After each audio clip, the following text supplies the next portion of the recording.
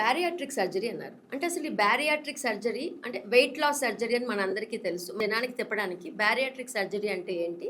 అసలు ఏం చేస్తాం? పేరియాట్రిక్ సర్జరీ అనడం కన్నా ఇప్పుడు మేము మెటబాలిక్ సర్జరీ అంటున్నాం. ఓకే. ఒబీస్‌గా ఉండేవాళ్ళు, obesity is a disease now. ఇప్పుడు వాళ్ళకేంటి, they are more prone to develop diabetes గానీ, హైపర్ టెన్షన్ గానీ, అబ్స్ట్రక్టివ్ స్లీప్ ఎప్నియాస్ అంటాం.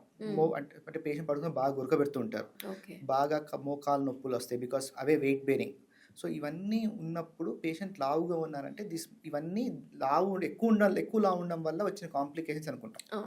సో అందుకని మేము పేషెంట్స్కి ఇవన్నీ ఉన్నాయి అంటే లావుగా ఉన్నప్పుడు. సో లావు ఉందని మేము ఎట్లా డిసైడ్ చేస్తామంటే బిఎంఐ అని ఉంటుంది, అంటే బాడీ మాస్ ఇండెక్స్. అది చెక్ చేసుకున్న తర్వాత పేషెంట్ ఒకవేళ మాకున్న బిఎంఐ క్రైటీరియా ఫిట్ అవుతున్నారు అంటే మేము సర్జరీ చేస్తాం.